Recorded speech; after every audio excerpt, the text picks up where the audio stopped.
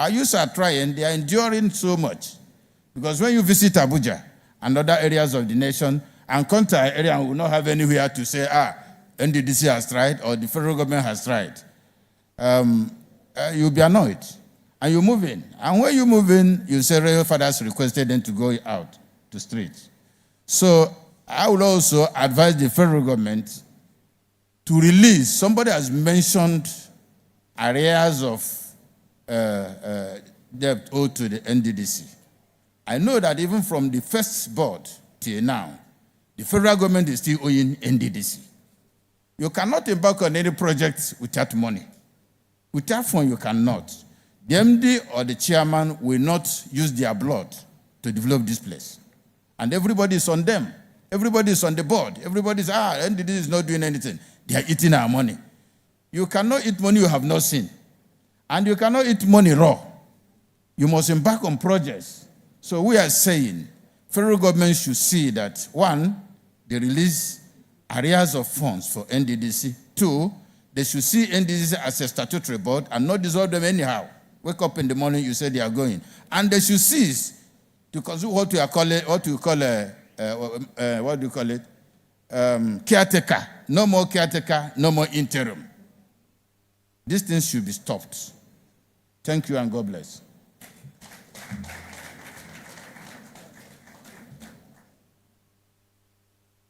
Thank you, Royal Majesty. Thank you very much. And also, finally, for the goodwill messages, let me welcome here a man that is from Bauchi State, but is deeply in love with the Niger Delta. He's representing the good people of Bogoro, Das, and Tafa Balewa Federal Constituency in Bauchi State. He's also the Deputy Chair of the House Committee on NDDC. Please welcome here Honorable Jafaru Gambo Leko.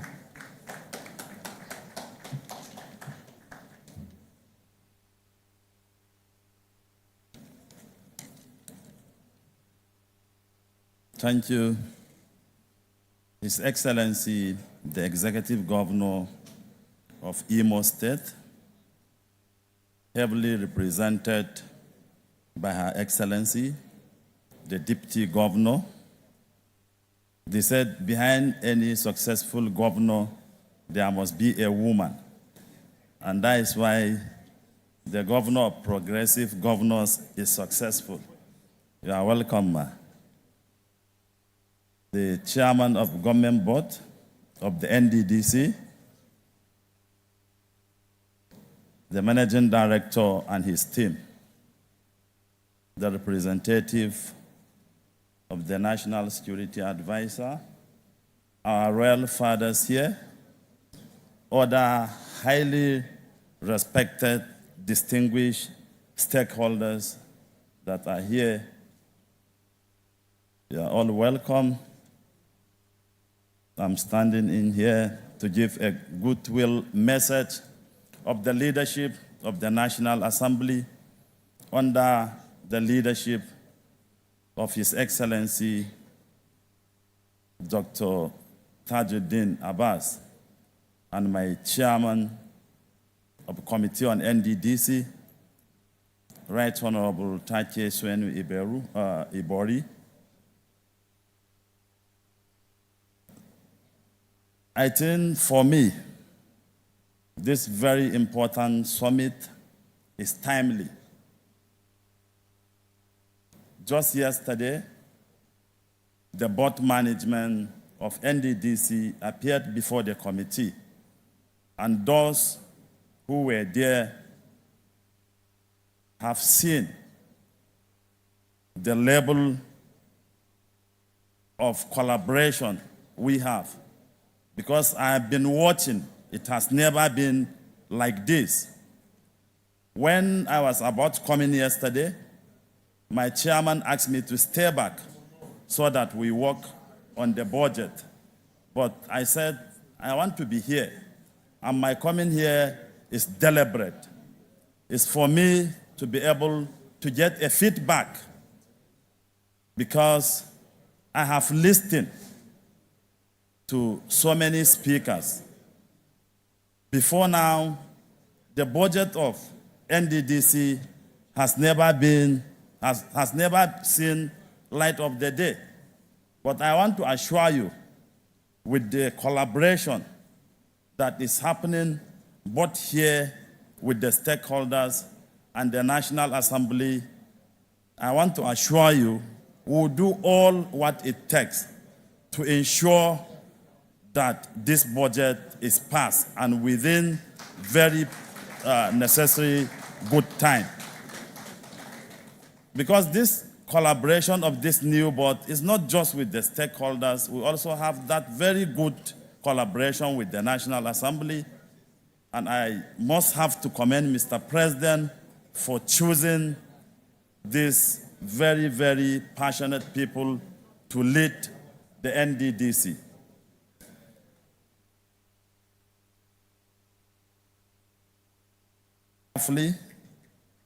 I have jotted down very, very important issues. But I also want to point, very importantly, why years back the budget of NDDC is not seeing light of the day is because they are eating the money raw.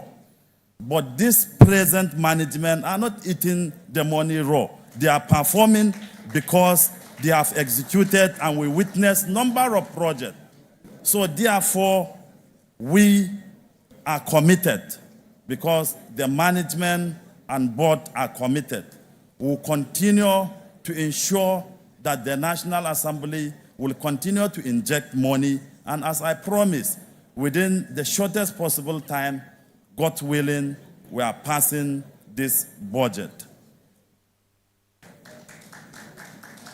I also want to congratulate the board for the number of projects the commission recently. And whenever my chairman is very busy, because I have passion for this region, I always make myself available to attend. Because when the Niger Delta is not healthy, Nigeria is not healthy. So we want Niger Delta to continue to be healthy so that Nigeria will continue to be healthy. So I want to thank you for this opportunity, and may Niger Delta Development Commission, I wish you long life. I wish the management long life, and long live the Federal Republic of Nigeria. Thank you.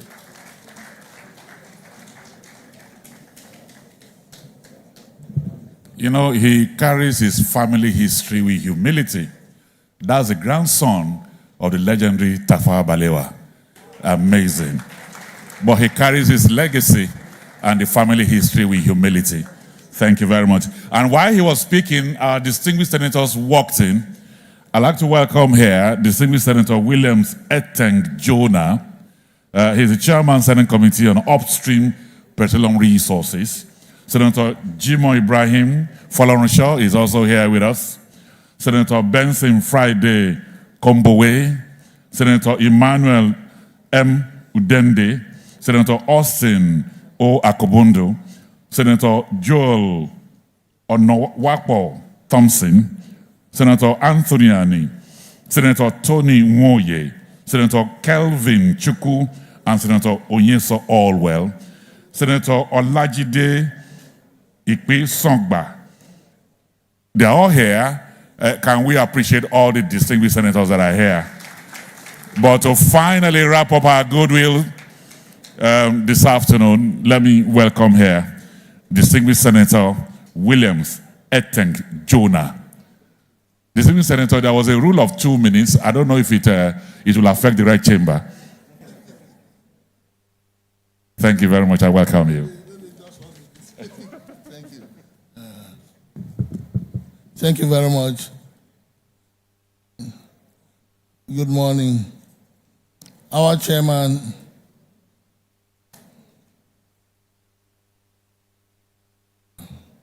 our MD, our traditional rulers, and all the stakeholders of the NDDC, Your Excellencies, have said good morning. I bring greetings from the Senate President, the President of the Senate, who is from the Niger Delta. And I also give you an information that today, the corpse of one of us, Dr. Joseph Wires, arrived in Nigeria after so many years. And that really delayed us a little bit, but thank God we are here. That's why we came a little late. So that's why I have to at least delay the flight a little for us to receive the cups. But which for us, especially we from Cross River, it's a big deal to us because it has been a burden burying the former Senate president, who is also from the South-South, the very first from the South-South. So having said that, I want to also use this opportunity to take a little permission from you to excuse the chairman of the NDDC committee of the Senate, who is unavoidably absent because at the moment he's on another national assignment with the Senate president. So having said that, I'll say for us, especially we from the Niger Delta, I will say a big thumb up for NDDC, who has made it possible to arrange this event for us to talk and rub minds and look at our faces and talk to ourselves. I would say, well done. Keep it up. They said I have only 1 minute, but I would say from us, from the National Assembly, you have a vote of confidence from us, and I would say also, and use our palace. Those in support of what I've said should say aye, and those against, so you have our support. Thank you.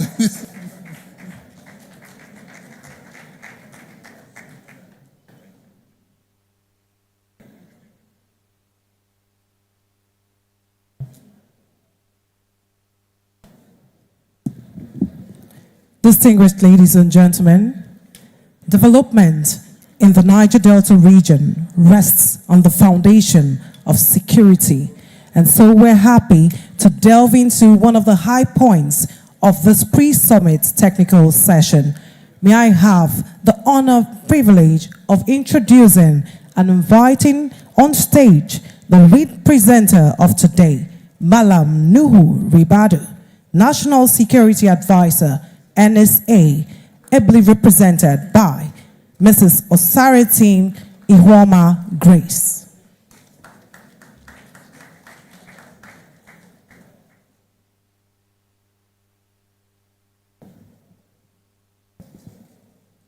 Good afternoon, everybody, and thanks to the board and management of the Niger Delta Development Commission, NDDC, for organizing this Stakeholder Summit technical section and inviting the National Security Advisor, Malam Nuhu Ribadu, to make a presentation on security and development of the Niger Delta as a sub-team. Let me apologize for the unavoidable absence of my boss, the National Security Advisor, Malam Nuhu Ribadu, who has authorized that I represent him in this section. My name, you already know, is Osariti Ihoma Grace. I'm the SA on Energy Security and Niger Delta Affairs. The chairman of this occasion, His Excellency Governor Hope Uzodimma, Executive Governor of Imo State, ably represented by his amiable Deputy Governor, Chairman and the Governing Board of Niger Delta Development Commission, Mr. Chinedu Ebi, the Managing Director of Niger Delta Development Commission, Chief Samuel Obuku, member of the National Assembly present here, dignitaries, our royal fathers, the Joe Youth Council, and our mothers that are also here, gentlemen of the press, please permit me to stand on existing protocol. I present to you the speech of the National Security Advisor. I am very delighted to be here today as a special guest of honor at this all-important summit. The theme of this summit, which is Hope for Sustainable Development in the Niger Delta, could not have been more apt, given the effort being made towards the Renewed Hope initiative of the current administration of the President and Commander of Chief of Army Force, Federal Republic of Nigeria, Asiwaju Bola Ahmed Tinubu, GCFR, in the last 1 year. When I, Nuhu Ribadu, was appointed by President Bola Ahmed Tinubu, GCFR, to the Office of the National Security Advisor, established under Section 132 of the Constitution to provide strategic advice on matters relating to Niger Delta, 3 things were clear in my mind about the Niger Delta. They are that the Niger Delta must be clearly captured in a more active and determined way as the national security priorities in the vision of President Bola Ahmed Tinubu, GCFR, and his renewed hope agenda. That within the President's broader and long-term national security vision, which includes moving internal security from the current posture from kinetic to non-kinetic operation, I will emphasize security from human and economic development point of view to deepen democratic culture in the Niger Delta. In view of the above 2 central ideas, I am determined to set up for the first time in the Office of the National Security Advisor a security model for the Niger Delta. Although this can, as stakeholders, take a critical look at a peculiar security challenges of the region in a focused and professional way. Accordingly, my team on Niger Delta, led by my special advisor on energy security and Niger Delta affairs, is currently working closely with the governors of the region and the presidency. They will eventually include all stakeholders of the region, such as community leaders, traditional rulers, women, youth and students, government security agencies, federal government agencies relevant to the region, businesses, civil society, people organization, and media. We will have a very robust engagement to support the President articulate a comprehensive presidential policy on Niger Delta security. We should expect that when this fully materializes, the President will most likely personally present policy guidance that would define his security management posture for the sustainable development of the Niger Delta under the renewed hope agenda.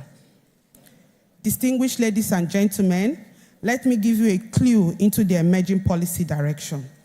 To apply an appetizer into the thinking of the President, flowing from my office and the ongoing consultation with governors from the region, the President recognizes that Niger Delta region provides an estimated 75% of Nigerian foreign exchange earning.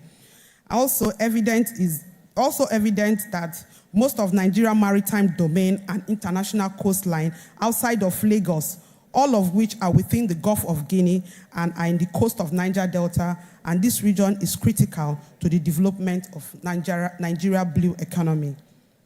The political and the socio-economic progress of Nigeria is therefore heavily tied to the social stability of the Niger Delta. Before 2024, 1.8 million barrels per day production quota was allotted to Nigeria by OPEC. However, only about 1.5 million barrels per day with a shortfall of 600,000 million per day is produced. This is due to socio-economic issues that relate to security, such as crude oil theft, pipeline vandalization, environmentally harmful artisanal refinery, sea piracy, and youth militancy.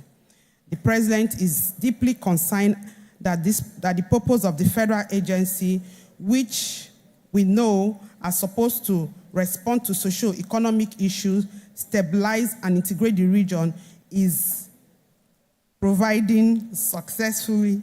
It's not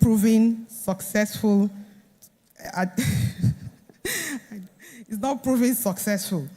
If we cannot produce an allotted quota, that is why a collaborative policy and intervention framework must be necessary. The drivers of conflict and insecurity in the Niger Delta. The Office of the National Security Advisor is consulting widely, collecting and building a body of knowledge, information, and data that will eventually help Mr. President prescribe policy and create laws that will address in a more holistic and coordinated way the security and the conflict situation in the Niger Delta so as to enhance sustainable development. The key areas that my office is interested include the following: policy that responds to your people, cultural and historical sensibilities. Niger Delta is a region of ethnically diverse people. We recognize that you are Republican and independent in your psychological traits. Culturally, leadership among you is symbolic and remains stable only when it reflects a high degree of social consensus. The sense of independence or autonomy and at the same time interdependence reflect in the history and the nature of your past and present internal and external conflict. It can be observed that such conflict is associated with strife for political, cultural, and economic autonomy or independence among your group and institution outside of yourself. Therefore, the failure to understand and respond favorably in the policy of your sensibilities generated a lot of insecurity. All these and more reveal your culturally formed traits, shape your behavior, and inform the nature of current conflict in the region that has affected our collective security as a nation. Your communities and your groups and their expressed view and desire will therefore be key to policy making for peace and social stability. The ecology and the environmental pollution. Niger Delta is the world's 10th largest and African largest deltatic ecosystem. It is ecologically highly diverse, complex, sensitive, and logically challenging. Your people are braved, survived, and made their homes out of this ecosystem. The oil and gas business and its negative externalities place a lot of pressure on your physical and social ecosystem and the people's livelihood. This has introduced an additional layer to the nature and context for current conflict dynamics, as pollution to air, water, vegetation, and land has implication for health, livelihood, ecosystem sustainability, and future survival. With demonstrable consequence of national security, the President hopes to make a policy for sustainable development that addresses the implication of environmental issues to security as a central theme. The socioeconomic context to security and conflict. Nigeria centralizes top-down, rent-dependent, and patronage-driven political economy, led by and funded on oil and gas industry, has tended to pressure and dislocate traditional economy and livelihood of the rural people of the Niger Delta. This is due to the following: livelihood losses from environmental pollution, migratory labor towards fast modernization economy of your region, which displaces you in your traditional economy. The constraint placed on you for access, for opportunities and decision-making process, and for effective participation in the oil and gas economy of your communities. Social tension generated by the policies centered around ownership, control, and management of oil and gas by subnational stakeholders, particularly the communities. The nature of the policy provide another important layer of conflict and security, with the implication of social stability and national integration security. We're also looking at the culture and the value contents to security and conflict. The traditionally welcoming and hospitable communities of the Niger Delta at the onset of oil and gas industry have turned hostile, including aligning with rogue elements at all levels. This proved to be the result of the progressive loss of culture seen in family, communities, and society values that underpin deep ecology and sustainable development. Every form of imaginable corrupt practices and behavior now form part of our social pattern that generate conflicts and erode social harmony.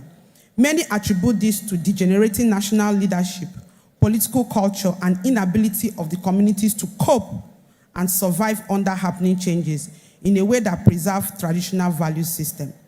Mr. President considered this as critical to rebuilding the most important infrastructure of heart and mind upon which all other development depends. The government response to this. One more important layer of challenge that continues to inform conflict is the response of government to situation in the region. Laws, policies, regulation, behavioral practice, agents charged with development and model employed by these agencies, including values and leadership, have all tended to create systems for patronage, entitlement, and benefit captured rather than the productive and value-creating economy and socio-political system from reaching communities at the bottom of the socio-economic pyramid. Attempts to complain or resist are often responded to with heavy-handed military solutions that create and sustain tension. The government has a solution. To solve current conflicts, solution, and transition towards a more stable, harmonious, and better national integrated people and communities of the Niger Delta, overarchingly, this will involve implementing development on collaborative partnership, framework for stakeholders, and supported on a clearly defined, spatially well-planned socioeconomic intervention, intelligently led security and policing response, which include the following. 1, pushing a strong kinetic security perspective that increases the risks of perpetrators of oil theft, artisanal refinery, sea piracy, and armed militancy. Pursuing a collaborative partnership with stakeholders for socio-economic development with national security as focal purpose. Promote reorientation in values, in ideology, support of national harmony and integration. Engage professionals and technically supported incorporated host communities, accompanying as trained and regimented guide for critical assets, supervised by government security agencies under the governor in a long run. Deepening community participation in hydrocarbon business, broadity of policing at sub-national level. Conclusion. Sustainable peace, security, and social stabilities in the Niger Delta region that increasingly move from kinetic engagement to non-kinetic engagement will flow from coordinating the responsibilities of relevant organs of public sector, private sector, development sector, civil society, and media towards clearly articulating and better planned understanding of the nexus between security and development. Accordingly, to achieve optimal outcome of set security priorities and objectives, Mr. President, thinking as a Democrat, for his Renew Hope agenda on Niger Delta security shall derive its legitimacy and credibility from listening to the people, their government, at state and local government level, leadership of community, businesses and civil society, building consensus and creating systems that will address identified limitations. As my office, the National Security Officer, puts this process in place, we hope to get into action, bring all stakeholders to make contribution. Until that is fully in place, kindly be reassured that Niger Delta has assumed a new sense of meaning and priorities in my office. With best luck, we will get there. Distinguished ladies and gentlemen, thank you for listening.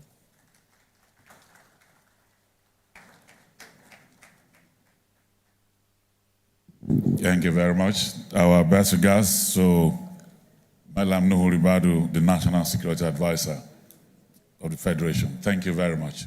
We appreciate you. Your Excellencies, distinguished ladies and gentlemen, earlier while the professor was speaking here, he alluded to the fact that our next speaker is one of the brightest in terms of being the managing director of NDDC. And for me, by putting him on the same pedestal as Chief Timi Alaibe is an amazing compliment. He represents the new face and philosophy of NDDC. He's imbued with new thinking. He conquers new frontiers. He evolves new partnerships. As far as he's concerned, see me and you see the new Niger Delta. Let me welcome here the Managing Director of NDDC, Chief Samuel Ogbuku, PhD.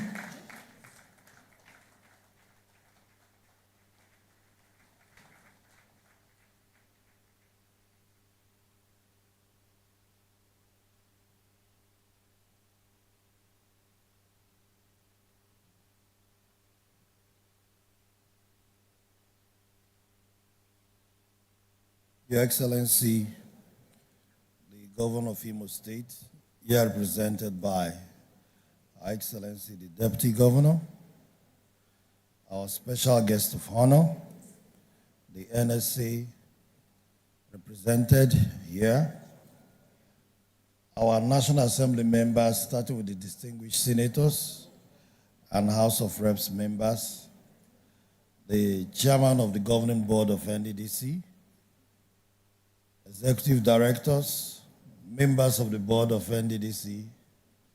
Let me recognize the coordinator of the amnesty program, top government functionaries that are here, royal fathers, leaders of ethnic nationalities, women leaders, youth leaders, the press, ladies and gentlemen. I just want to make it clear that this is Niger Delta Stakeholder Summit. It is not an NDDC summit. Just like as our mother Ann Kubrick said, she said, NDDC is an interventionist agency and not just a developmental agency. Being an interventionist agency, we thought we have to intervene in the gap of bringing our people together. Bringing our people together to discuss the challenges we are facing and also discuss the prospects ahead of us. Hence, this summit was, the theme of the summit was now named Renewed Hope for Sustainable Development in the Niger Delta. The present administration, as the people of Niger Delta, we thought it was also ideal to key in to the Renewed Hope mantra. And one of the cardinal pillars of this administration is stakeholders engagement. So we in NDDC, we thought being the platform of where we can bring the entire Niger Delta people together to discuss the issues of Niger Delta, educate the people of the Niger Delta on the programs and visions of this administration, we had to provide this platform for the people of the Niger Delta. Providing this platform for the people of the Niger Delta is an opportunity for us to see people ventilate themselves, just like as we heard one of our fathers spoke earlier. And at the end of the day, for us to come together to have a communique that will be the opinion and the stand of the people of the Niger Delta. That is the essence of this summit. At this point, the event today is the technical session.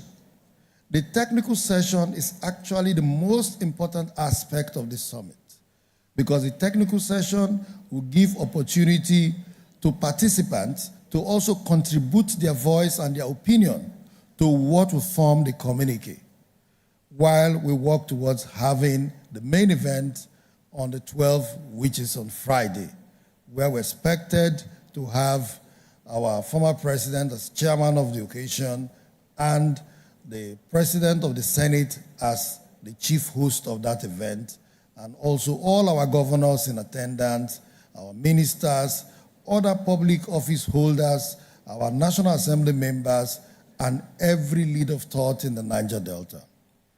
That same day we have our father, Chief Ike Clark, as the father of the day, and our mother, the First Lady, as the guest of honor, and Mr. President as a special guest of honor.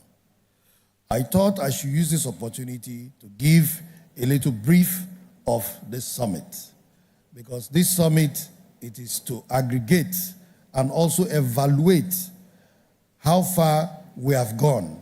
It is an opportunity for us to look behind to see if we have made progress or not. But I want to believe that from the standpoint of where we started from agitation to this point, right now the agitation has moved from being on the streets, carrying arms, to intellectual agitation. This, what we are doing here today, forms part of the intellectual agitation, where we have to put our voice together to also request from the government what we think suits the people of the Niger Delta. Having said that, for us in the NDDC, we also believe that we are privileged to serve the people of the Niger Delta, because what we are enjoying today is the sweat of others, some of them still living, some of them dead. We thank them for their courage and their sweat to ensure that the government gives the people of the Niger Delta this palliative of the NDDC. We have the palliative of the amnesty program, we have the palliative of the Ministry of Niger Delta, and the government has given us opportunities. I know the people of the Niger Delta still want more. As much as we are looking for more, it is also very, very important for us to manage what we have judiciously, so that when we ask for more, they will look back and look inside the pot and know that, yes, we are doing well, so they give us more. So for us, as board and management of the Niger Delta Development Commission, we came together, we looked behind, and we also realized that in the past, we have made mistakes, and in those mistakes, we have also made progress and success too. So we decided to harness the success that have been made so far, put them together to improve on them, while we are also correcting the mistakes of the past. And one of the gaps we saw as part of the mistakes was issues of policy. The policies you put in place are the policies that will also guarantee the success of every administration. And we decided to come up with the rewind to rebut policy. The rewind to rebut policy was to look behind and also see how far we have come, where we are, and what we need to do. Who do we need to consult? Who do we need to bring back into the team to improve on what we want to do? And that policy is the reason why in whatever we do, you see we move along with the previous leadership of the Niger Delta Development Commission. We try to consult our stakeholders, and that is why we're here today. Rewind to rebut, because we are rebutting the new NDDC and the renewed NDDC. Now, after the rewind to rebut, we came to the triple T policy of transiting from transaction to transformation. We believe it is our responsibility to transform the Niger Delta region. And in transforming the Niger Delta region, we must also put up policies that are transformative, policies that are transparent, because it is only transparency that can guarantee transformation. With that, we came up with the Project Hope in taking care of our youths, because we looked at the past and we realized that our youths, so many opportunities have been given in the past, sponsored by NDDC, but looking at our records, we realize that only few persons have been benefiting. Few persons keep benefiting from the same policies, and these policies were not getting to the right people. And because it was not getting to the right people, people assumed that NDDC did nothing in the past. So with the Project Hope, it is an opportunity for youths to register with our Project Hope platform, that we are building a database for youths and the entrepreneurs in the region, so that we can help them, meet them at the areas of their competence. So whatever program we have that we're doing, ranging from IT to agriculture and tailoring and every other skill that we are going to develop, we ensure that these skills are going to meet the people in their areas of competence. Just to let you know, I was discussing with the coordinator of Amnesty, and he told me that they've trained over 10,000 persons that are still redundant. It is very, very possible that these 10,000 persons that are redundant, they are trained in areas where they don't have passion. So we must also learn that when we want to train people, we must train them in areas where they have passion.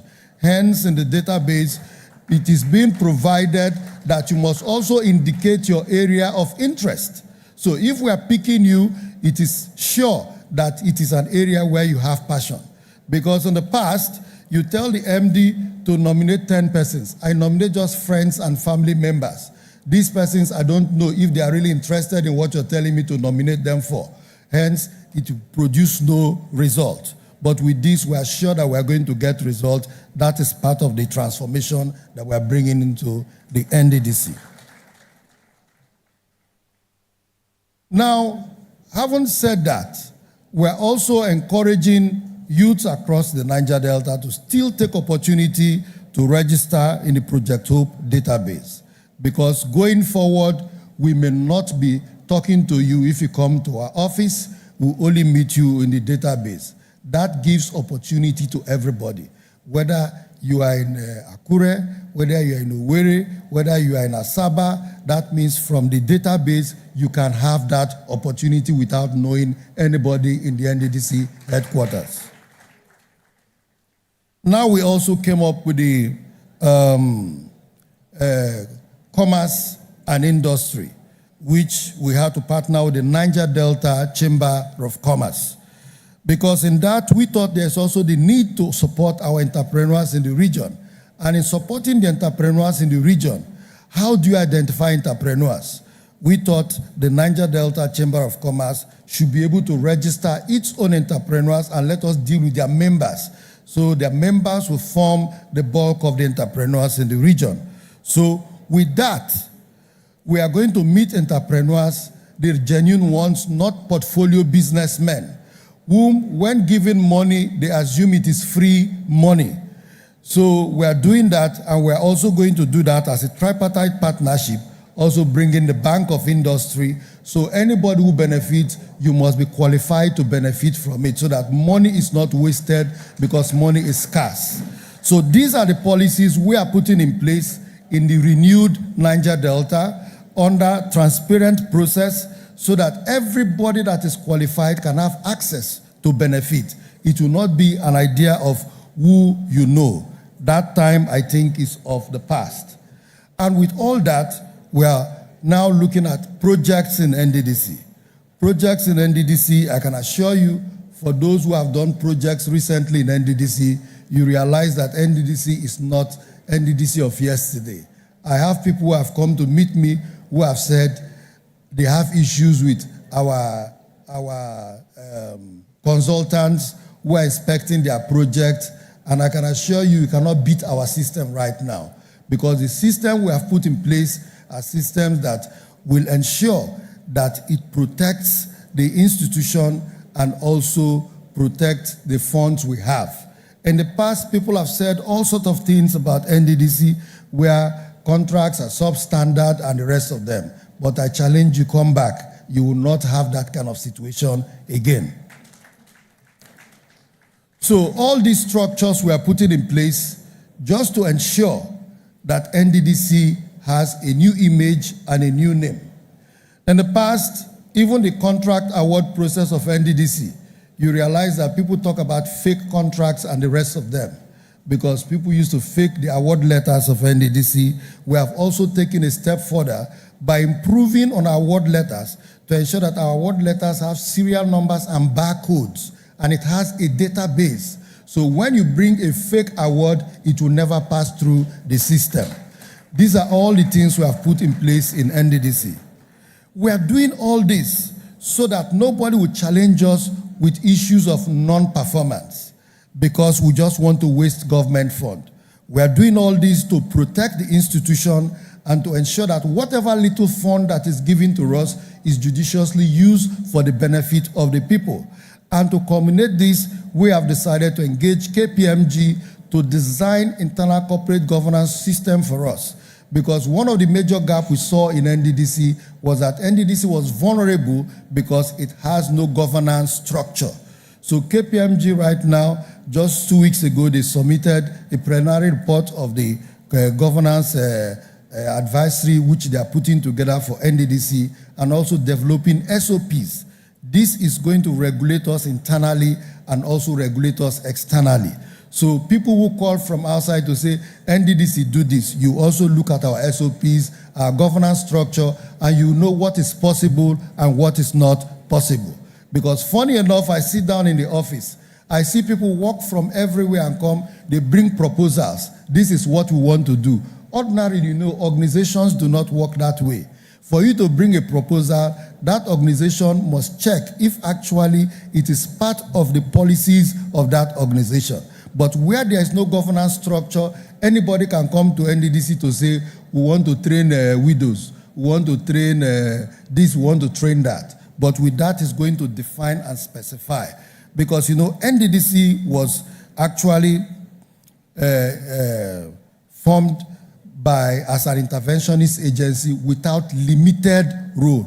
So the role is open-ended, but it is left for us to also define what we can do and what we cannot do and make it a policy document. That is why we are doing that, so that we can also be internally regulated. So when we go beyond our bounds, you can also challenge us that, look, this is what your rule book says. Why are you doing this?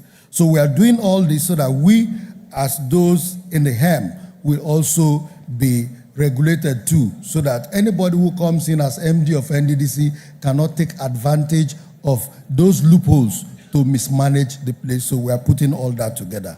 With the guidance of Mr. President and with the directives of Mr. President of what we should do for the NDDC, we are doing all this so that Mr. President will be seen as the president that has actually come to make the difference in the Niger Delta.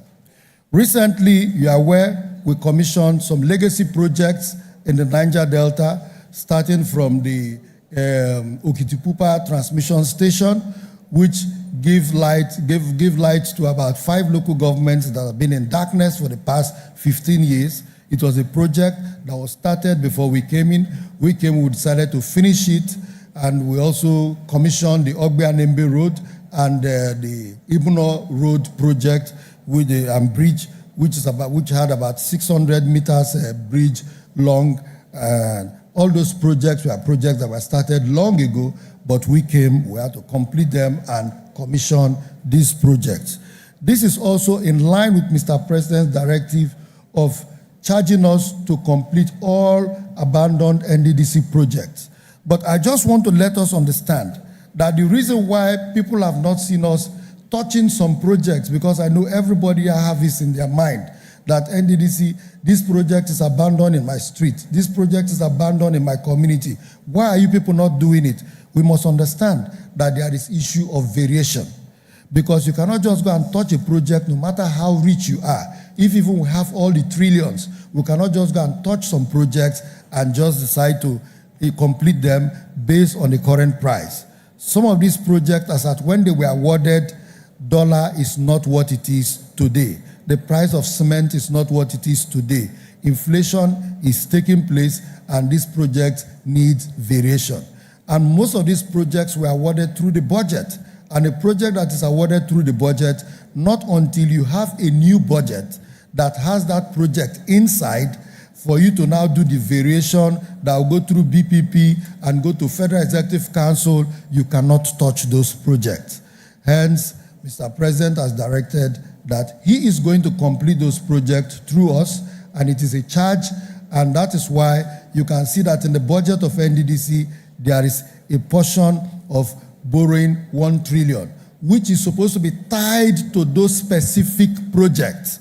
So nobody should think that maybe those monies are going to be given to the management of NDDC to spend. The budget has it that those projects are going to, that fund is going to be tied to those specific projects.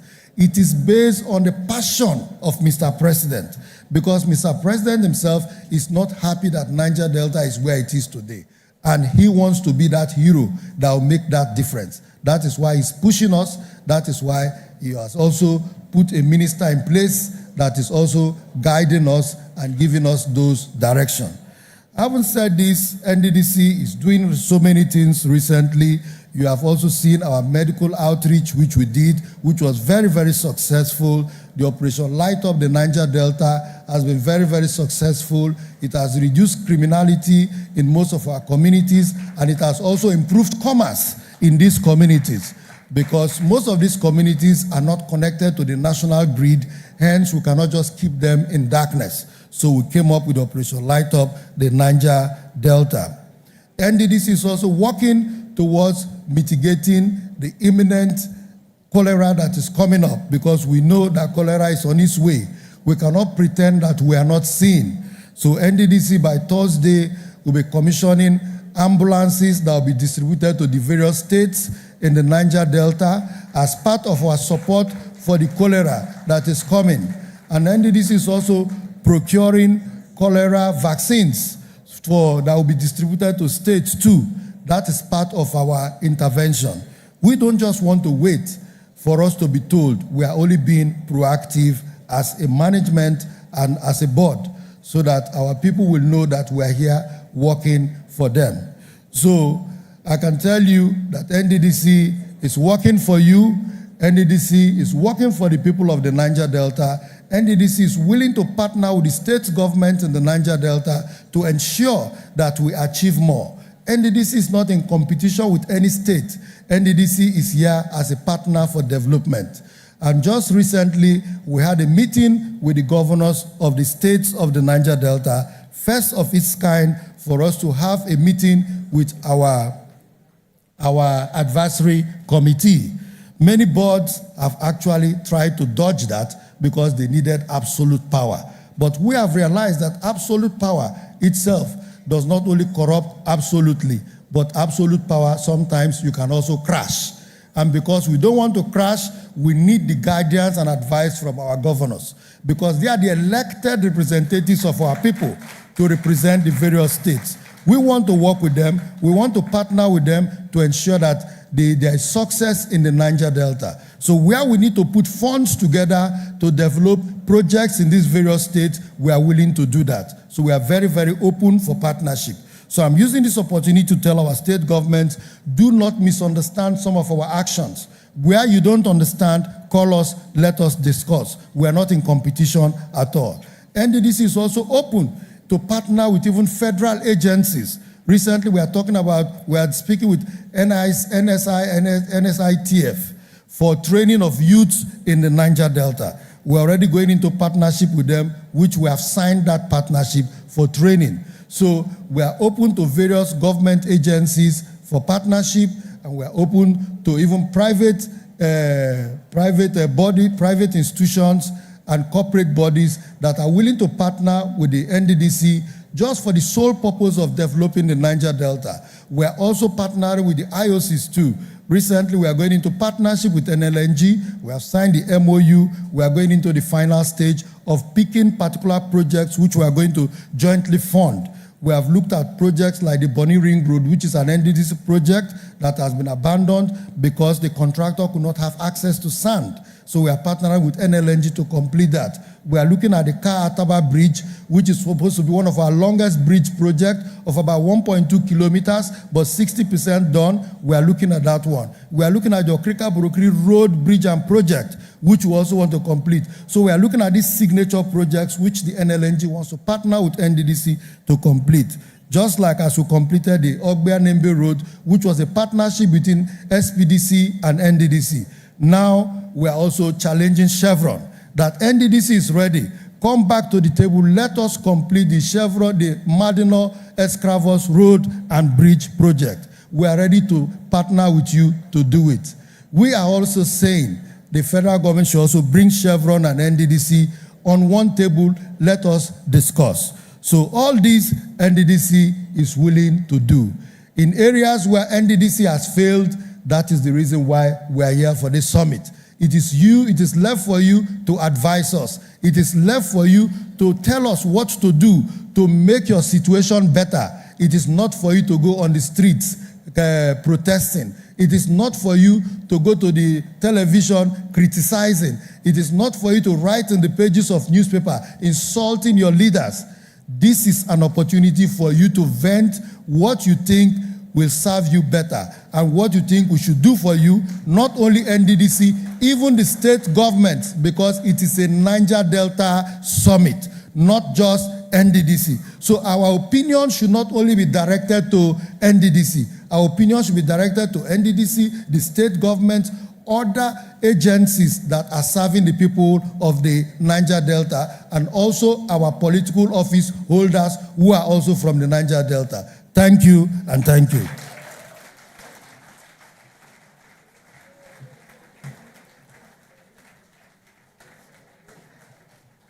Thank you very much. That was the MD/CEO of the Niger Delta Development Commission reeling out his presentation on the state of the Niger Delta region. We heard him as marshaled out the action plans of the Niger Delta by the NDDC as an interventionist agency. And of course, he stressed the need for more partnership in developing the Niger Delta region. Please, let's put our hands together one more time for the MD/CEO, Chief Samuel Oboku, PhD. Thank you. And the Economic Committee, may I invite to do this presentation his representative, Dr. Charles Achodo of the International Development Specialization. He's an international development specialist. Please, let's put our hands together for him as he steps up to do this presentation. Thank you.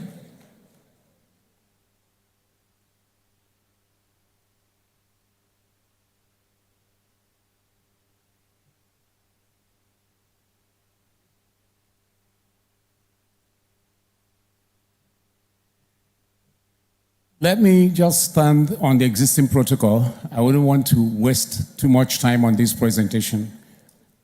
If that is acceptable, let me hear yes from the House. Thank you very much. Now, we are making a presentation on the Niger Delta strategy. The former president in the former administration mentioned that there is a need for a single development strategy that should drive the development process in the Niger Delta. That was not done throughout the lifetime of that administration. And this new administration came in under the leadership of the new MDs of NDDC and the ministry. A new strategy has been developed. In the past, we had the action plan, which somebody says is an action plan without an action. We had a master plan, which somebody funny said it's a master plan without a master. So we all laughed over some of those comments. But the key thing is that there were many plans in the region, and the government felt that there should be one single development strategy for the region where all stakeholders will buy in and begin to drive the development process. And that's one of the reasons why we're looking at this. I will take a very brief moment to basically come up and we start discussing this.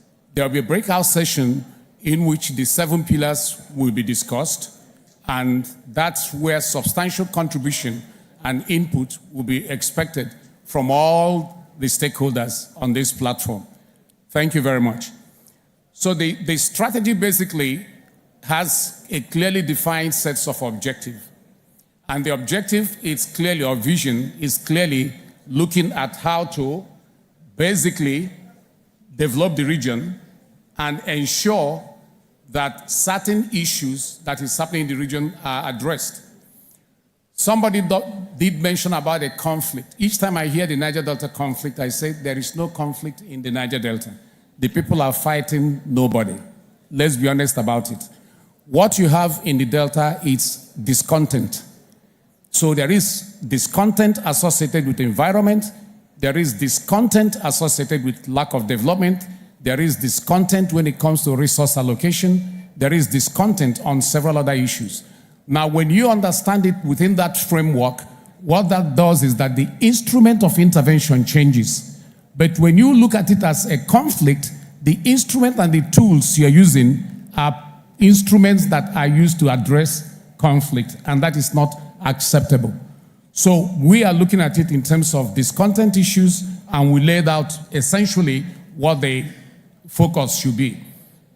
Without wasting your time, it is planned that this particular instrument will basically have a clearly defined overall objectives and clearly defined policy guidelines and a set of development strategies that will respond to the development challenges in the Niger Delta. It looked at the various plans that were in existence and asked questions as to why there were challenges in delivering development results. Some other issues were identified. Instead of focusing on projects, we build 10 schools, we build this, we build that. let's focus on results. What are the results we intend to achieve? What are the impacts we're measuring? If I build a school or if I do an infrastructure, how many people in the health sector, how has that enhanced the health of the population we're serving? So by focusing on results, you deliver better results. But when you focus on projects, you have multiplicities of projects here and there. And that's some of the challenges we have. A series of duplications of projects and all sorts of things that happened in the Niger Delta. The idea of having a joint work planning process for the various agencies that are working there so that you harmonize your responses and ensure that you are delivering on the basis of your mandate and on the basis of clearly defined benchmarks and results, that makes much sense, as opposed to having individuals who basically come in and do anything they want to do. EU is doing a lot of programs, World Bank is doing, UNDP is doing, NDDC is doing, the states are doing, local, everybody is doing. The Niger Delta automatically becomes, if you look at this scenario, I normally tell people it's like a jazz session practice. Everybody is knocking and knocking and knocking and knocking, and you're hearing all kinds of discordant tones. But we want to move into a symphony where you have a conductor orchestrating the development process in the region. And that's why we have this strategy. Thank you. So there will be cases of joint work planning where the work plan will become a compact between the agencies of the federal government and the people of the region. In other words, you come up and you say, these are what we're going to deliver, and the people in the region will agree with you that those things you have identified reflect our development priorities. No longer will people just bring in projects that doesn't reflect the development priorities of the people. So joint work planning process will be part of it. Joint needs assessment will be part of it. So having said that, we laid out certain policy guidelines and we looked at previous projects and previous policies or plans that were there and why the shortfalls. I don't want to call failure. I don't want to use the word failure because there are certain achievements that have been done in the past. We have to recognize them, but we need to do more. And we look at the challenges is in terms of policy, budget inefficiency, poor implementation coordination issues that has to do with lack of stakeholder inclusion, and issues that has to do with development contracting. In other words, you don't do development by contract. Contracts does not define your development. What defines your development outcome is the results you have achieved. So that's some of the changes we have made with regard to the new strategy. There are lessons that were learned, such as issues that has to do with leadership, issues that has to do with the culture of implementation. In fact, there is no problem in Nigeria with ideas, but there is always a problem with implementation. And because we don't have that culture of sustained implementation, then we have problems with how do we do our strategies. Joint work planning is one of the things you mentioned. Looking at the government institutions, how do you position governance institutions? They become fit for purpose. Is NDDC configured in a way that it becomes fit for purpose? Is the Ministry of Niger Delta configured in a way that it becomes fit for purpose? We need to look at, the strategy looked at some of these issues and made certain recommendations. And I thank the leadership for giving that space for that to happen. There are issues that has to do with project identifications, performance. We looked into it, and we looked in terms of how do you earmark funding for long-term projects. If you notice, most of the abandoned projects are projects that are long-term, and they require long-term funding. You use short-term source of funding, and you make a commitment for a long-term project. The result is that you have an abandoned road, you have all kinds of abandoned infrastructure that are not fully funded. So how do you begin to earmark resources to make sure we stop those kind of things from happening so that every project we have is completely done? So the vision is clear. It is to accelerate sustainable development of the Niger Delta region by promoting improvement in the well-being of the people. Well-being means investment in the people. It's not just about the infrastructure. Transforming the region to be economically prosperous. In other words, it has to look at the economic dynamics of the region and how we can grow it. If oil dries up, what is the benefit the region will say we have gotten from having oil? We said we'll look at how to make the region prosperous, how to make it politically peaceful as a precondition for development, and how to make it socially stable and of course, ecologically regenerative. These are very heavy words, but we can unpack them during the breakout sessions. My job is just to introduce it and stimulate some thinking around the people. We laid out certain issues, certain principles, and certain visions. We broke those visions down, and during the breakout sessions, some of you who are better in this area can help us trash out some of the issues. We also went further to say, okay, let's look at the 7 pillars. Having laid the results, what are the 7 pillars, and how will these 7 pillars respond to those results? Some of the results we used are tied to the SDG, which is common to all of us here.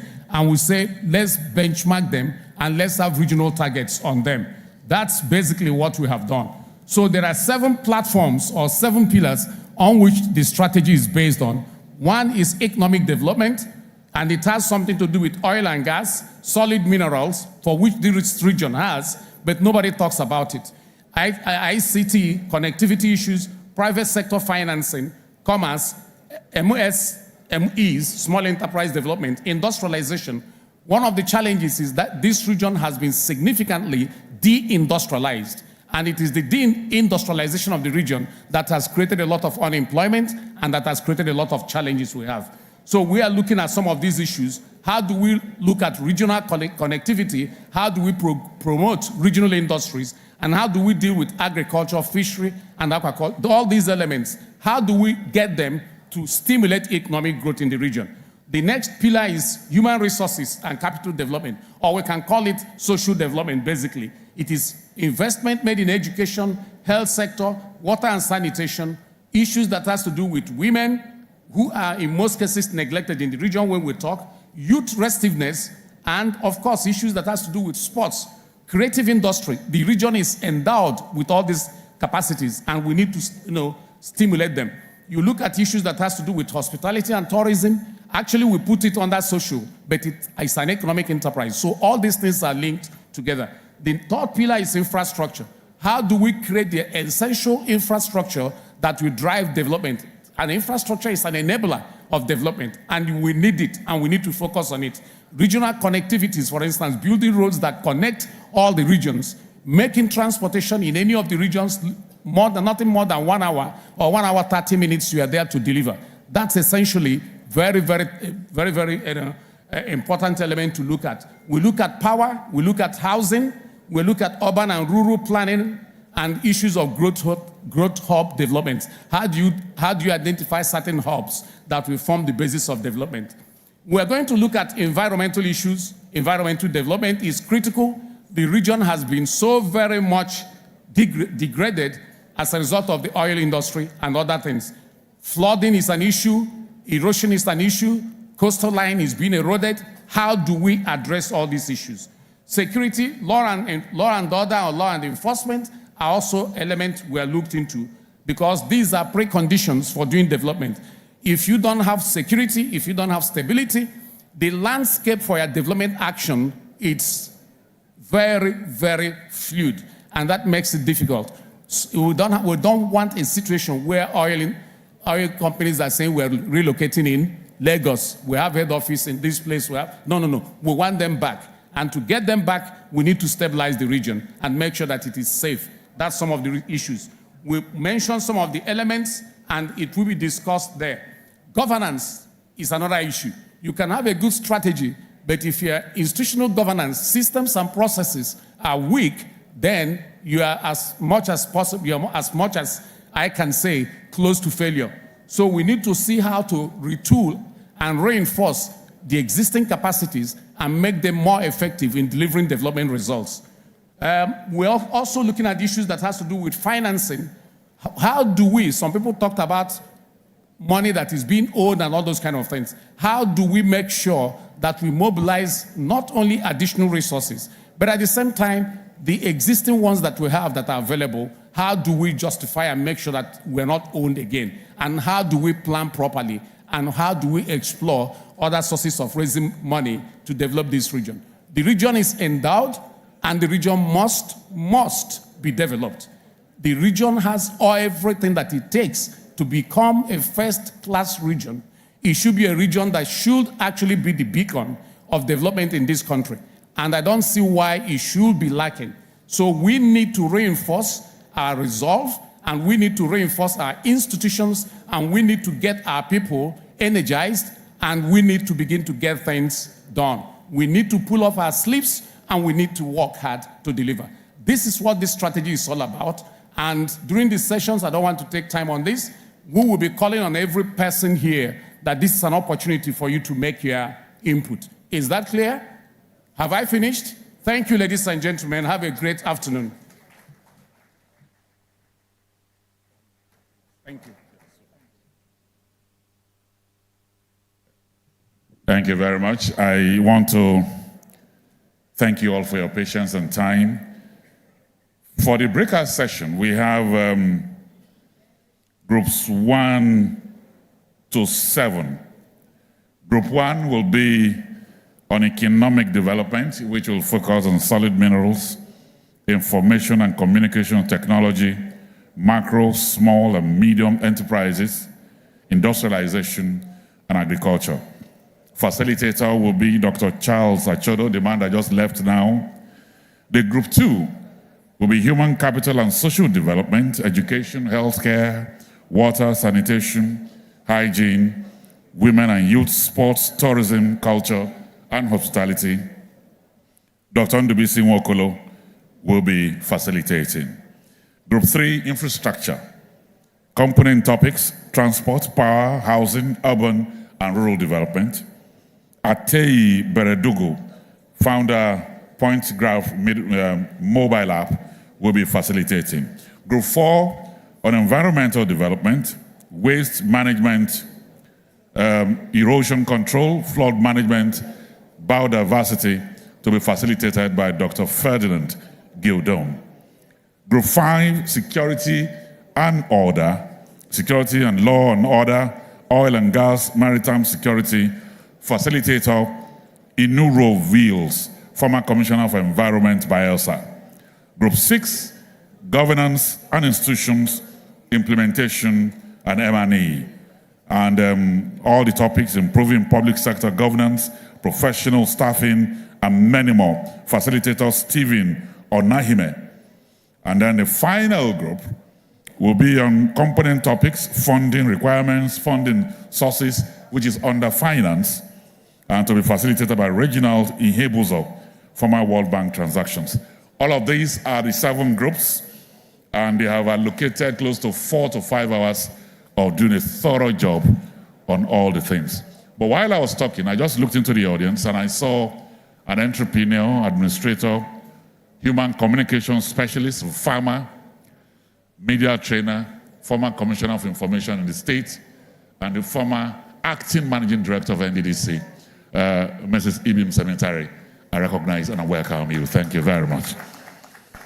So, Your Excellency, distinguished ladies and gentlemen, we shall be rising for the national anthem, and then we'll sit back, and the ushers will direct us as to how we'll go for our tea break. We'll be going from the front seat to the back seat.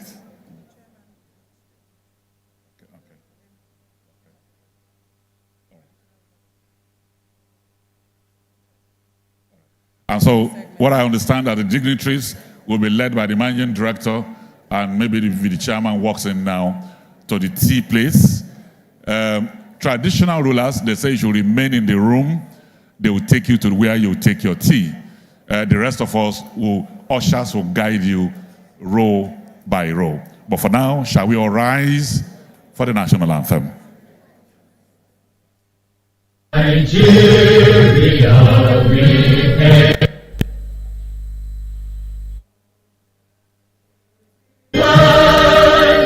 Though tribe and tongue may differ, in brotherhood we stand.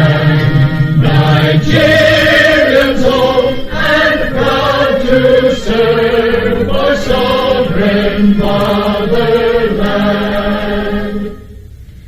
Our flag shall be a symbol that truth and justice reign.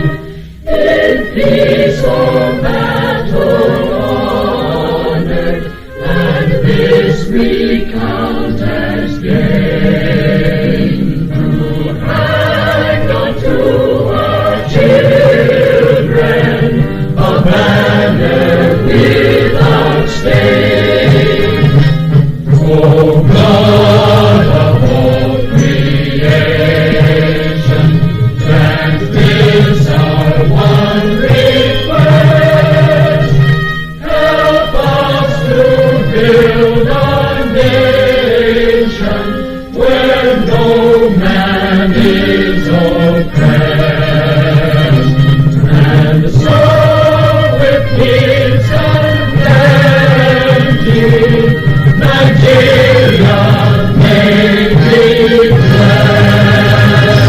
You see, while I'm thanking the older generation for being able to sing, the younger generation, don't despair. You will learn it. Thank you very much. Thank you. On behalf of Salome, thank you very much. The T, please. The managing director will lead the front seat. Our royal fathers remain on your seats. Others, please be on your seats. They will take you to the place of tea. Please.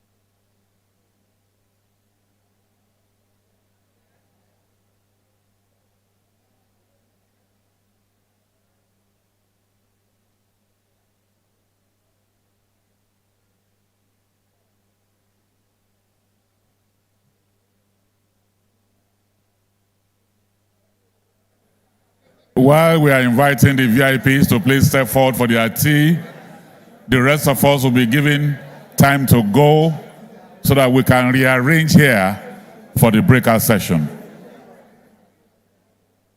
So that we can quickly rearrange here for the breakout session.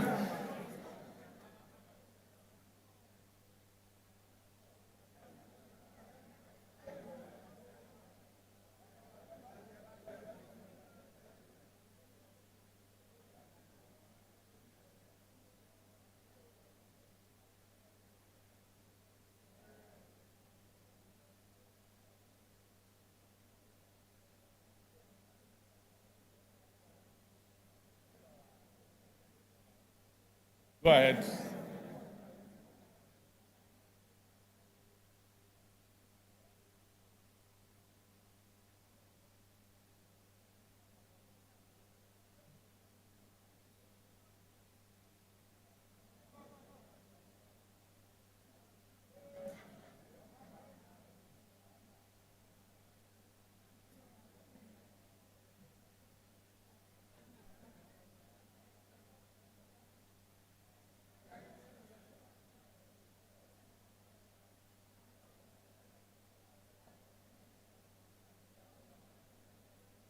Our royal fathers are supposed to be on their seats, and they will take them to the special place meant for them. Our royal fathers.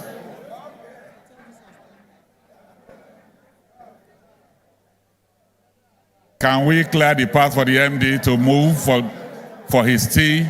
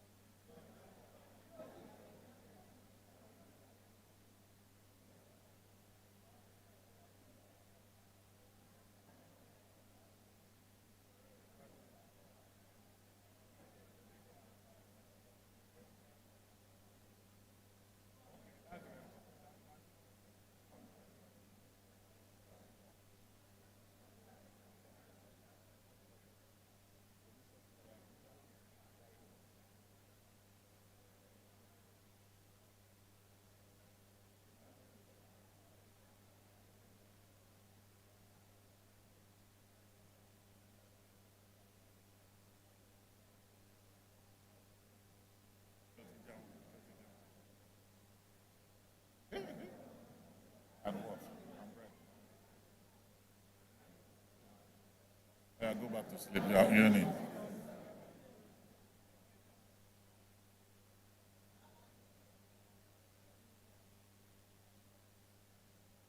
Bóyá tó bá lọ.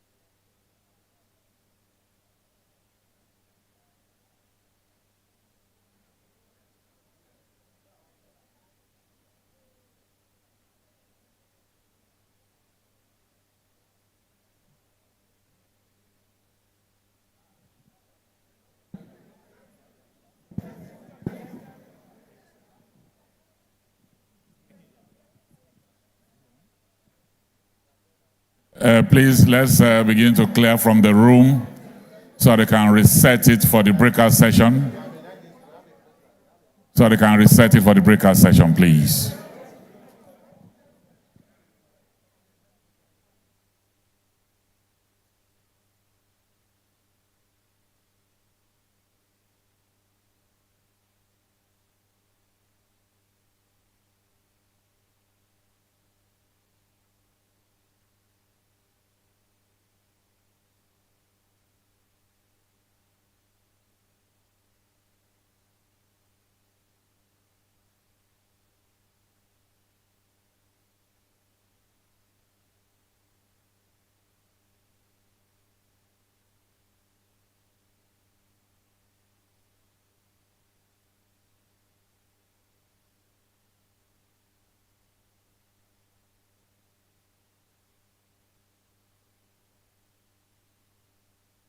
Invite the critical stakeholders,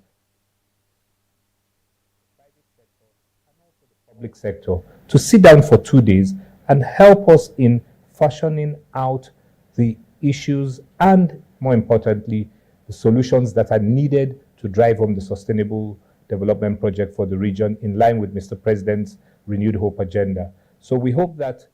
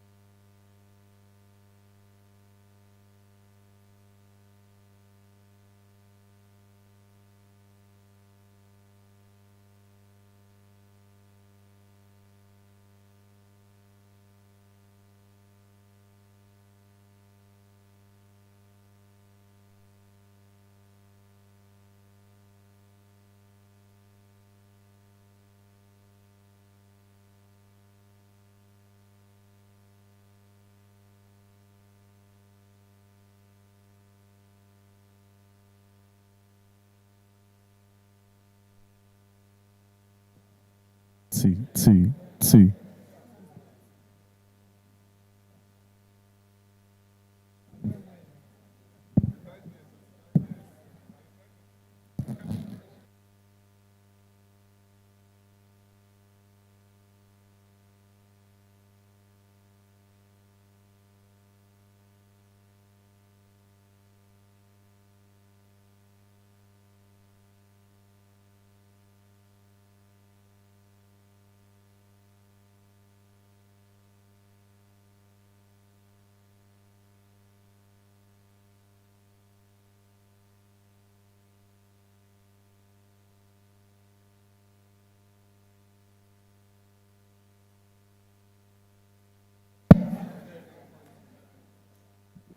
Checks. Distinguished ladies and gentlemen, tea break is over.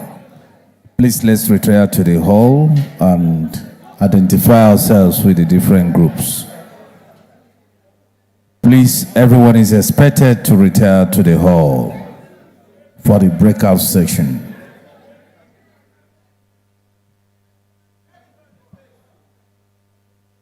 Please may we retire to the hall for the breakout session. Tea break is over.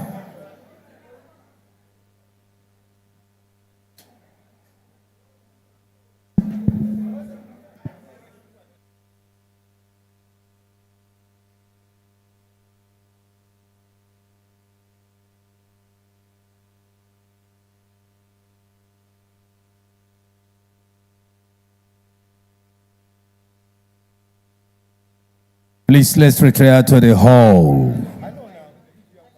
for the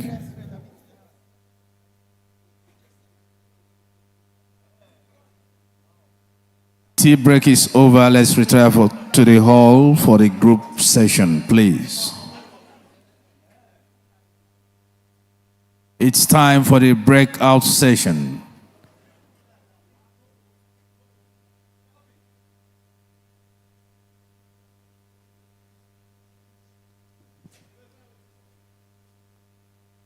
Please, let's retire to the hall.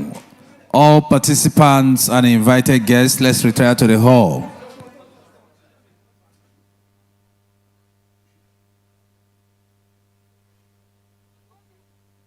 It's time for breakout session. Please, let's retire to the hall. Tea break is over. Tea break is over. Please, let's retire to the hall. It's time for the breakout session.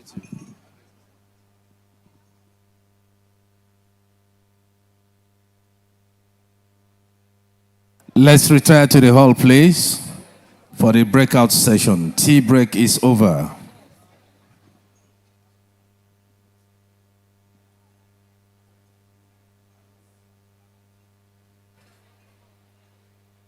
Distinguished participants, please let's retire to the hall for the breakout session.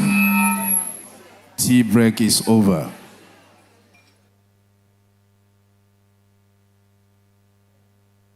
Please let's retire to the hall for the breakout session.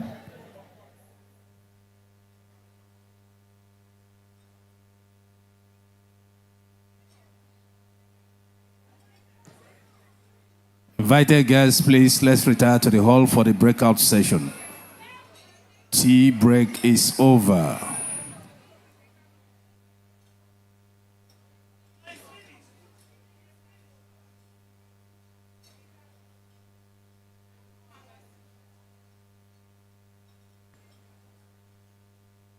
Please let's retire to the hall for the breakout session. The tea break is over.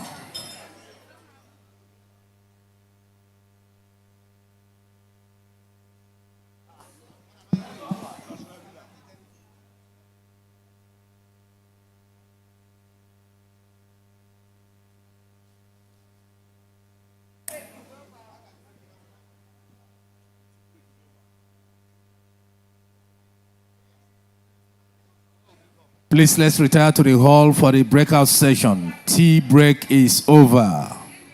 Please.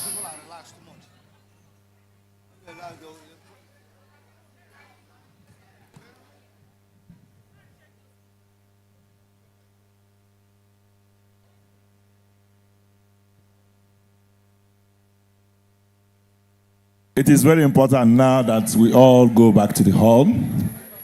Tea break is over, so we could do the technical sections. The earlier we go back, the earlier we'll begin, and then we'll finish on time. The essence for which we have gathered here today is for this event. And if we are done with the tea break, it is important we go back. Unless all of us want to stay here today till 8 p.m. Do we want to stay till 8 p.m.? Please, let's go back. Thank you.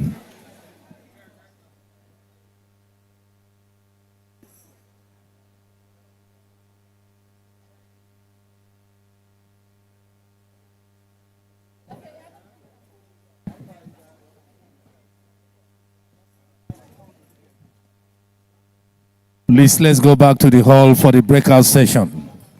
Tea break is over.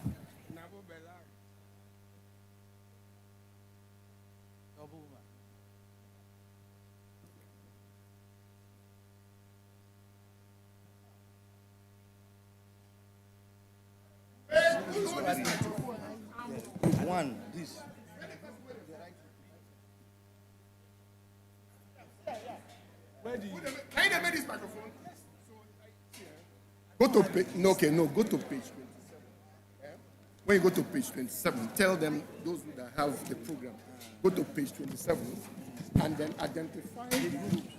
And on the wall of the first group. Yes, you see. First group. No, anywhere you will see the grouping. 5, 1 to 7. They enter the ones of their choice. That's one.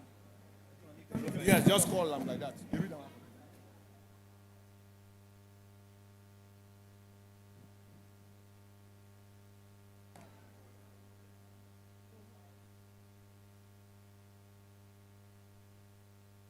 We have 1 to 7 groups. Please identify the group you may wish to participate in. Group 1 is economic development. Look for group 1. It's written boldly on the partitions. Group 1 is economic development. Group 2 is human capital and social development. Group 3 is infrastructural development. Group 4 is environmental development. Group 5 is security, law, and order. Group 6, governance and institutions / implementation and M&E. And group 7 is finance. Please identify the group you wish to participate in. Thank you.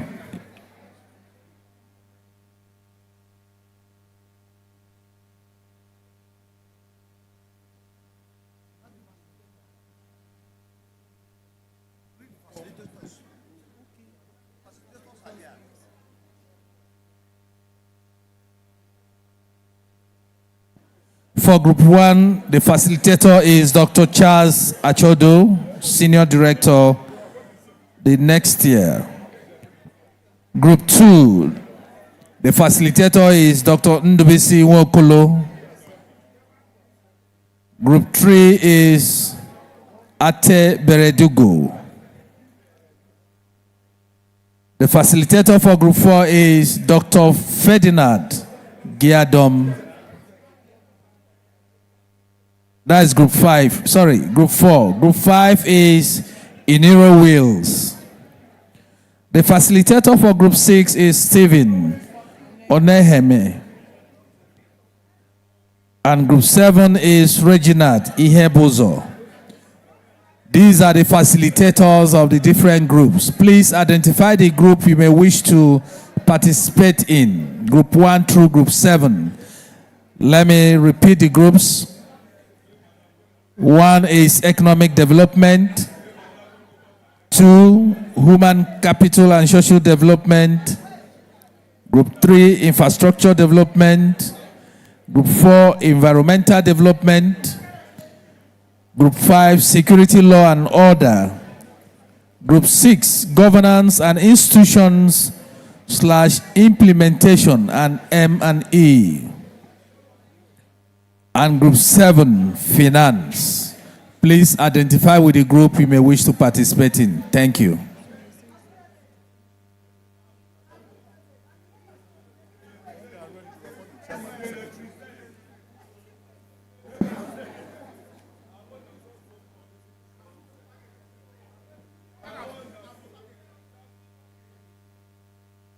Each group is at liberty to appoint a chairman and a secretary. Please, each group should appoint a chairman and a secretary. At the end of the session, the group will come up with her resolutions. Please, the groups are to appoint their chairmen and secretaries, and the groups will come up their group resolutions.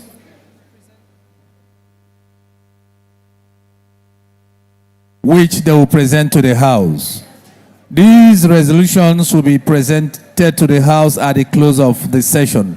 Please identify with the group you want to participate in. We have group 1 through group 7. Group 1 is economic development. Group 2 is human capital and social development. Group 3 is infrastructure development.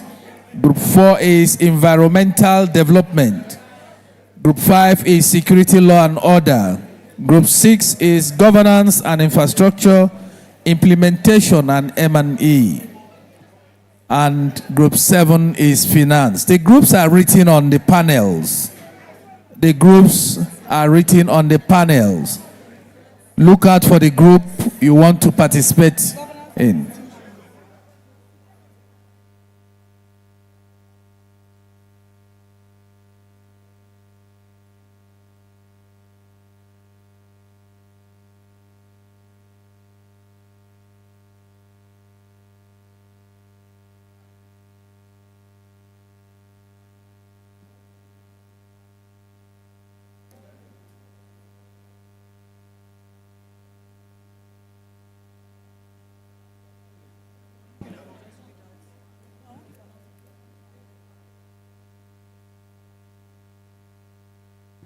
Once again, we're in the syndicate breakout sessions, and we have 7 groups, and I'd like to outline these groups to be able to guide us better.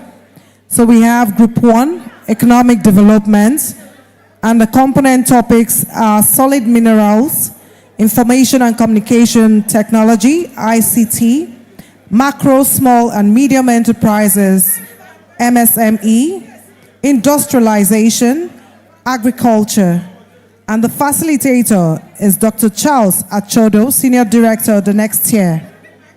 For Group 2, human capital and social development, the component topics are education, healthcare, water, sanitation and hygiene, women and youth, sports, tourism, culture, and hospitality. The facilitator is Dr. Ndubisi Nwokolo. Group 3, infrastructure development. The component topics are transport, power, housing and urban and rural development. Facilitator is Atei Beredugo. Group 4, environmental development. Component topics are waste management, erosion control and flood management, biodiversity conservation and reforestation, oil pollution and remediation. The facilitator is Dr. Ferdinand Giadom. Group 5, security, law and order. Component topics are security, law and order, oil and gas, maritime security, and the facilitator is Iniro Wills. Group 6, governance and institutions, implementation and monitoring and evaluation.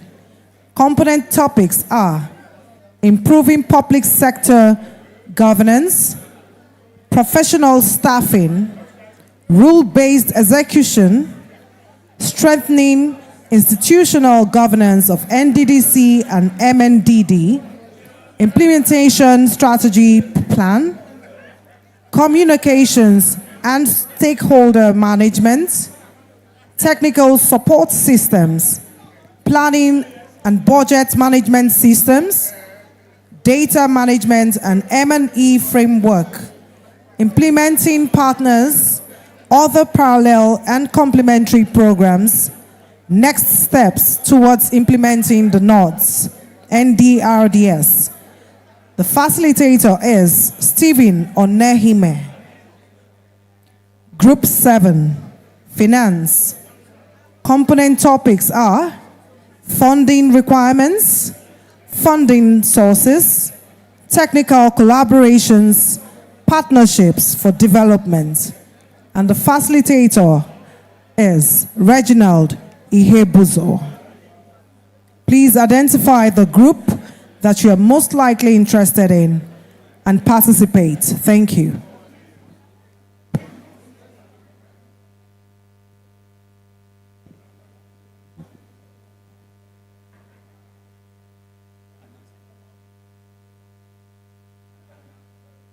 The groups are required to please appoint a chairman and secretary to enable them present the resolution at the end of the session. Thank you.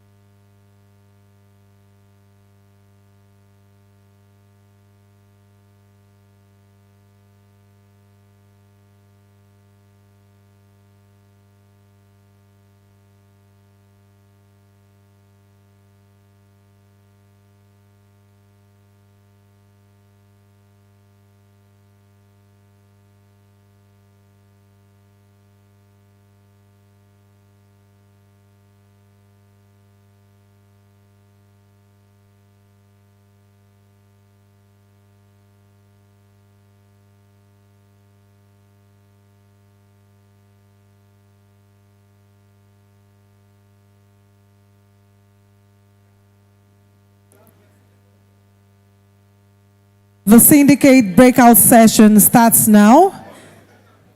And this session is going to last for 1 hour. So by exactly 4:30 p.m., we should round up the session. The syndicate breakout session starts now, and it would last for 60 minutes. That is 1 hour. So by 4:30, we should round up the session. Thank you.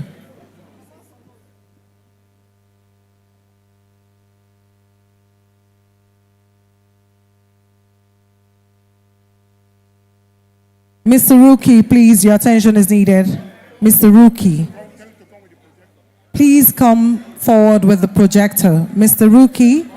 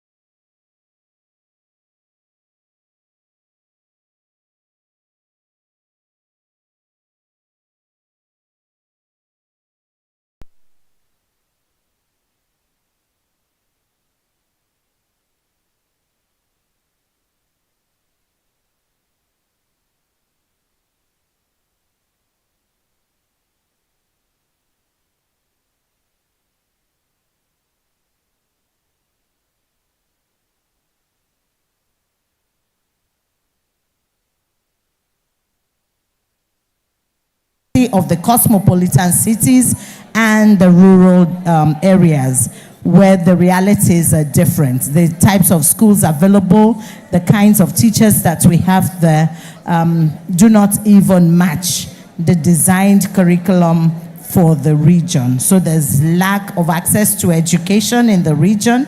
The quality of education is purposeless, and if your education cannot help you create sustainable wealth, communities, most of our women, as a result of marriage or early parenting, drop out of school. So we're asking that they be given second chance and second opportunities to return back to school. So we're hoping that NDDC will help us reactivate and revalidate our adult education system in the Niger Delta, provide teachers training so that our teachers can compete with teachers anywhere else in the world.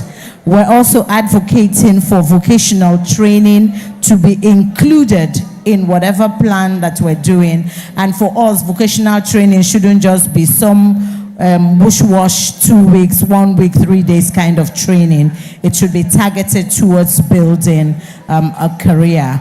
And then we need to also split this to meet the realities of the two areas, the cosmopolitan and the rural. So these are our policy recommendations. One, we advocate that there should be access to education everywhere human beings are found in the Niger Delta of Nigeria, and that this school should have trained teachers, and then our curriculum should meet the